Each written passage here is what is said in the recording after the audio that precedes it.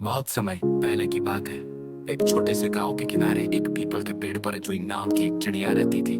जुई बहुत ही सुंदर, कोमल और प्यारी चिड़िया थी। उसकी चहचहाट से सुबह की शुरुआत होती थी और हर बच्चा उसे देखकर मुस्कुराता था। जुई अकेली नहीं थी, उसके दो छोटे बच्चे थे जिन्हें वो बड़ी मेहनत से पाल रही थी। हर सुबह वो उड़कर दूर खेतों और जंगलों में जाती, दाना चुनती और वापस घोंसले में आकर अपने बच्चों को खिलाती। गांव के लोग भी जुई को बहुत प्यार करते थे। लेकिन एक दिन गांव में अकाल पड़ गया।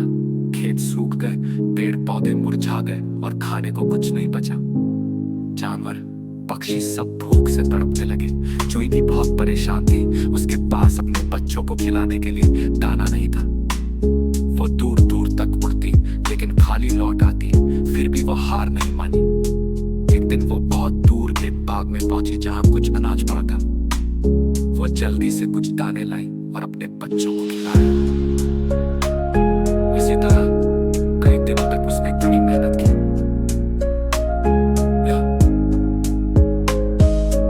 धीरे धीरे गांव में बारिश हुई, खेत हरे हुए और सब कुछ फिर से हरा भरा हो गया।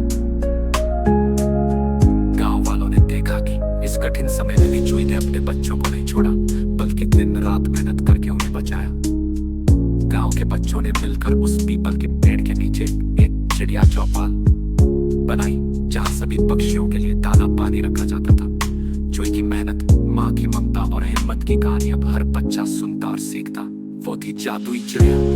उसके पंखों में हल्का सुनहरा रंग था और जब वो उड़ती तो हवा में मधुर संगीत जैसा कुछ बनता। जुई के दो छोटे बच्चे थे, चीकू और टीकू। दोनों बहुत चंचल और प्यारे थे, पर अभी उड़ना नहीं जानते थे। जुई हर दिन जंगल के दूर दराज हिस्सों से जादुई दाने लाकर उन्हें खिलाती रही। उन दानों से बच्चे मजबूत होते जा रहे थे और उनमें धीरे धीरे जादू की शक्ति भी आने लगी थी।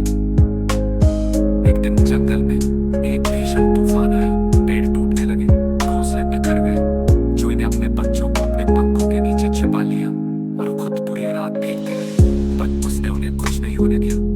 सुबह जब तूफान थमा तो सब कुछ तबाह हो चुका था। अब जुई को फिर से दाने खोजने थे, पर जंगल वीरान हो गया था। तभी उसने अपनी जादुई चोंच से आकाश की ओर देखा और एक गीत गुनगुनाया। अचानक आकाश से एक सुनहरी किरण उतरी और चुप गिरी। वहां एक नया पेड़ उगाया जिसमें अनगिनत जादुई फल लगे थे। जुई ने अपने बच्चों को वो फल खिलाए। अब चीकू और टीकू में इतनी ताकत आ गई कि वे उड़ना सीख गए और माँ के साथ दाना खोजने जाने लगे।